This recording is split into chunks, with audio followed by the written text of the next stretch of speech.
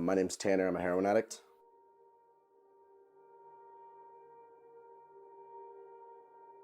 When I was born, my mother was 19 years old and my father was 20.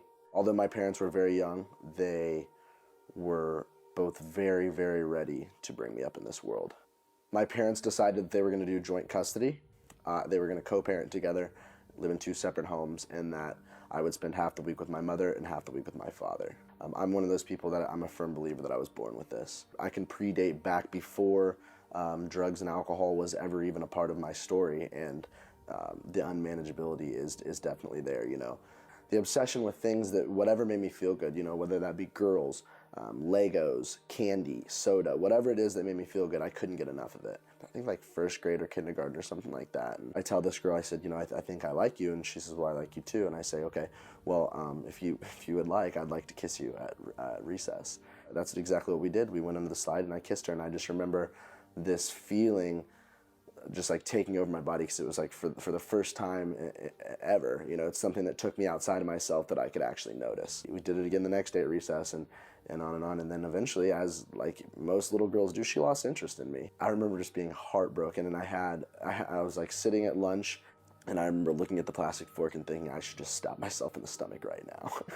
And like, I don't know what kind of kindergartner or first grader has those thoughts. My mom always makes jokes saying that when I was a kid, even a 3-ring circus couldn't have made me happy. You know, I would get new toys and they would fill me up in that moment, and then I'd be done with them and I wouldn't want to play with them. And you know, that goes on. I actually did pretty well in school. I went to a private school. It was a Catholic preparatory school.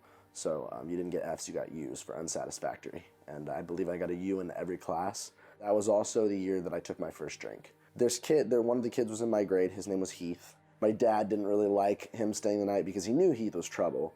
You know, Heath was smoking cigarettes in like 2nd grade already and getting drunk in 2nd or 3rd grade. Well, Heath came and stayed the night.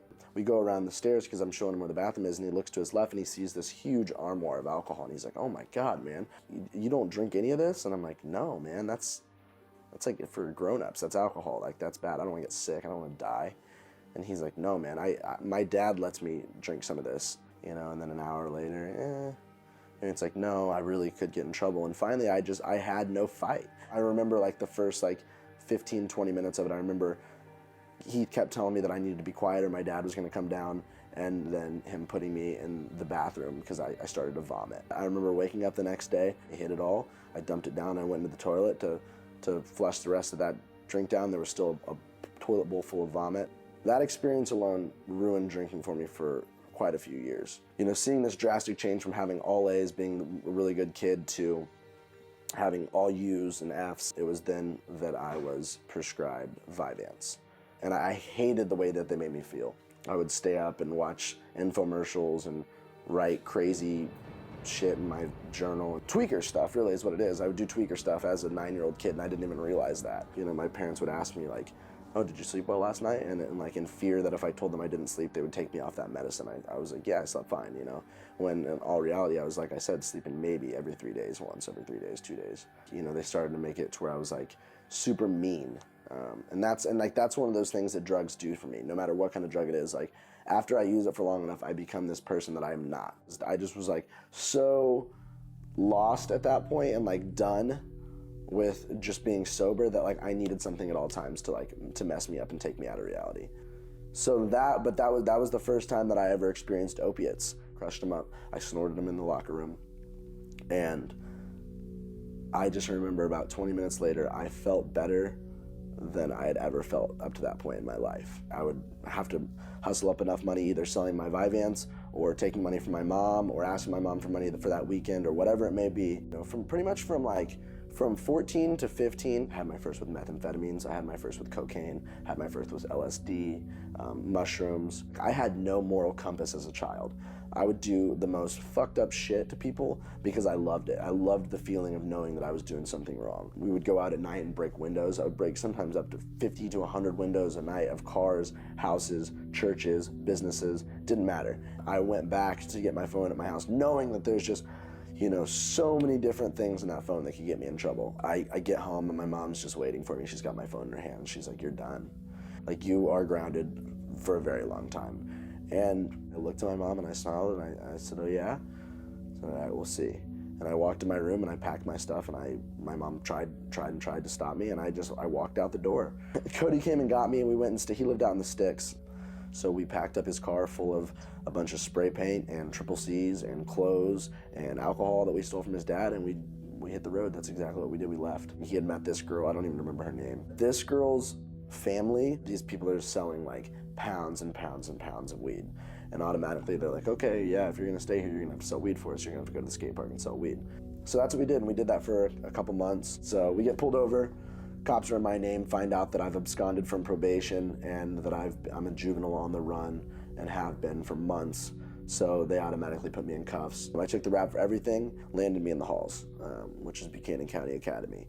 It's a juvenile detention program. It's not fun, it's not nice, it's not cool. I finally got out. I wanted opiates, I wanted them in a needle, and I wanted them now, and that was it. And during that year, you know, I was homeless. I would have a house, and then I'd be homeless, and then I'd have a house, and I'd be homeless, and I'd have a house. Like, someone would let me crash on their couch. And I moved to Kansas City with my dad to try and get back into school and to get everything straightened out. So here I am, 17 years old, a heroin addict.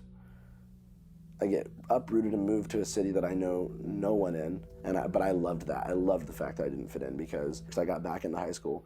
And, you know, I made sure to tell everyone that I was a heroin addict. I made sure to tell everyone that I was on probation. I made sure to tell everyone that, you know, I had been in jail and been in BCA. Like, I just wanted to be Barney Badass. I wanted to be, like, that kid that you did not fuck with. I meet this dishwasher. He's from Atlanta. He's a heroin addict. He lives with his mom still, and that they've got an open bedroom. And, you know, if I ever got tired of putting up with my dad's bullshit, that I could come live with them. Got caught with needles and stuff. Went to jail with them once. And I'm sleeping all day during the day, waking up, sick, puking, and leaving. My dad knew something was up, so he's like, you know, you're not allowed to go out anymore. And finally I said, I want to go to treatment. And so that's what I do. I go to this place called Valley Hope. I get kicked out after like 13 days for fraternizing with a woman there. I had somehow found Oxycontin. I'm stabbing myself with a needle, trying to hit a vein, can't because I'm drunk as shit. And I'm just miserable again. So I'm home from the first Valley Hope stint for like maybe 3 or 4 days, and they put me in another one. I go right back to doing the same shit that I was doing before. You know, I go right back into the trap house. I start, you know, shooting meth and shooting heroin. And I'm living with my buddy and his dad. Me and Chris had this buddy named Eric. He's like one of those just super nice, kind-hearted kids, one of the best people I've ever met. And Eric died. Eric died in a car wreck. That's when shit got really real for me. Dude, I felt so guilty, so fucking guilty, because I didn't understand how God could kill somebody like Eric, take somebody like Eric, who's just this good, kind-hearted dude, but leave me to live and suffer in this world where I've fucked everything up for myself. I knew that I had warrants for my arrest because I had gotten caught stealing like a couple weeks before. They still had my ID and everything. They knew where I lived. So it was just a matter of time, I knew. So my mom's like, that was the cops. They said that they're gonna find you. Like, you need to go to treatment. So that's what I did. When I went to treatment the first time, I had no intentions of actually being sober. I wanted to go, get out of the cold for a little bit, and maybe be able to come back and get high off 20 bucks again. Because at this point, it took me, you know, anywhere from $70 to $100 a day just to get high. I was smoking spice in a bathroom of a treatment center and like scraping the foil pipe that I had made for resin to get high. And I just like literally stopped and looked, and I was like, dude, I am fucking insane. I went through the program there, got sent out to Arizona, went through a program there, started doing some really, really good things with my life. I just remember thinking in my head, I'll just tell everybody that I didn't get high. The obsession starts up again and I get high again. And I do that for about a week. I start shooting black tar for like a week. I finally have like convinced myself that I cannot use successfully. I moved back here with my best friend. I met him out in California.